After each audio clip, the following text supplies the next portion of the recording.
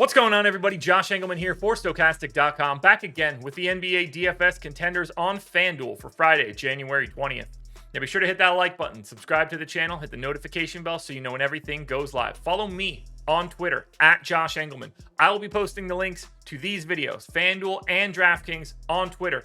Hit me up with questions in that thread. Anything you want to know about today's slate, that is where you can find me. Finally, we've got BetMGM as the sponsor.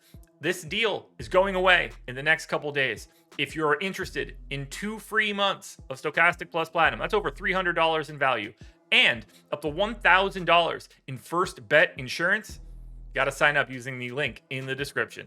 Now, we're rounding out the bottom of my top 10 on a slate that is really, really gross, and I know you guys are going to hate my number one contender. Evan Mobley, Jalen Brunson, Dwight Powell, Andrew Nembhard, and RJ Barrett are on the outside looking in on a slate with no value to speak of.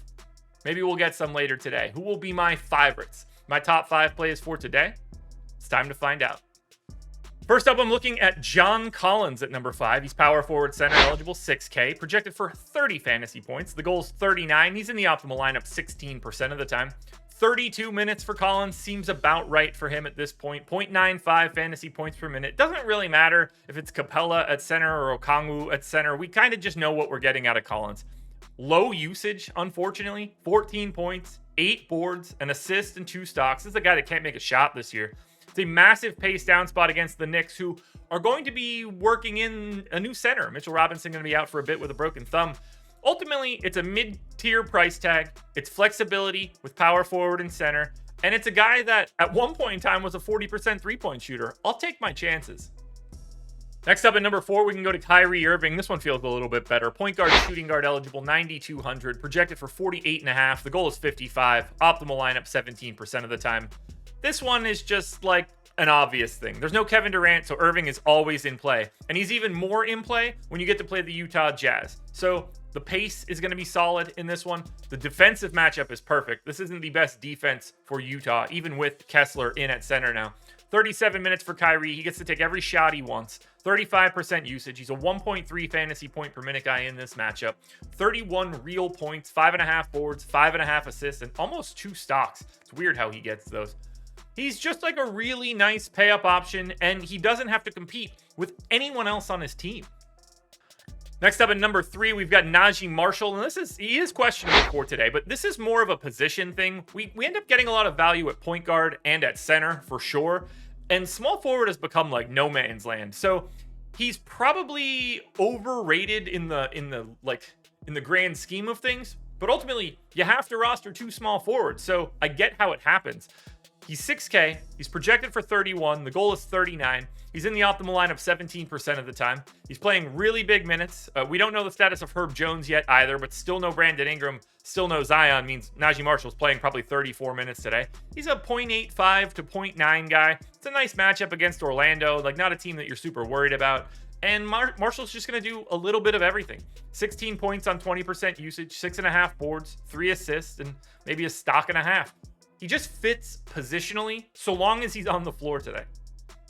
And if you don't want to go to him, you just go to his teammate in the same position at a slightly lower price tag. Trey Murphy, not as exciting. He's a 0.8 fantasy point per minute guy, but he's 5,200. He's projected for 27. The goal's 35. He's in the optimal lineup 19% of the time. The matchup is exactly the same. He doesn't shoot as much, but again, you're getting the reduction in price. The reason you're seeing Murphy and Marshall here is just because there's nothing else interesting at small forward. 14.5 points, 5 boards, an assist, and a stock and a half against Orlando. Pick one of the two. You can play them together, obviously, but one of these 2 guys is fixing to be a solid enough point per dollar value at the small forward spot, which is very clearly not easy to fill. Before we get to that number 1 contender, one last reminder, hit the like button, subscribe to the channel, and hit the notification bell so you know when everything goes live. Follow me on Twitter, @Josh Engleman. That's where you can hit me up with questions. Find the thread for these videos, for FanDuel and for DraftKings. Hit me up. Who do you like in my top 10? Who do you dislike? If you have any other questions about the slate, come find me on Twitter. Finally, a shout out to BetMGM. It's going away shortly. 2 free months of Stokastic Plus Platinum, $1,000 in risk-free bet insurance. All right, I don't even know how to give the intro here. Dennis Schroeder is my number 1 contender. I can imagine that everybody is immediately clicking off of this video because they see Dennis Schroeder at number 1. Rest assured, this man will not be my number 1 contender by the time we get to lock. It's just a sign of what this slate looks like. He's sub 5K. He's got point guard and shooting guard eligibility.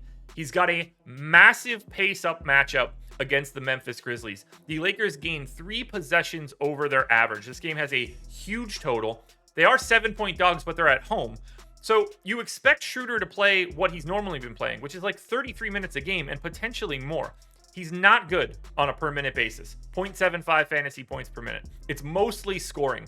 15 points on 19% usage, 4 assists, 3 boards, and a stock. I get that all of that is ugly, but the flexibility helps. The sub 5K price tag helps.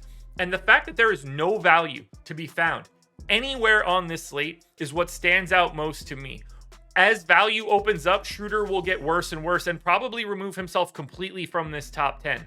But for right now, the way we're starting today's slate, Dennis Schroeder is my number 1 contender. That makes me sick. Alrighty, folks, that will do it. Those are my NBA DFS contenders on FanDuel for Friday, January 20th. DraftKings version is around here somewhere, so check it out. Good luck tonight, everybody. Win some money. We are back again Sunday morning for another edition of the Contenders.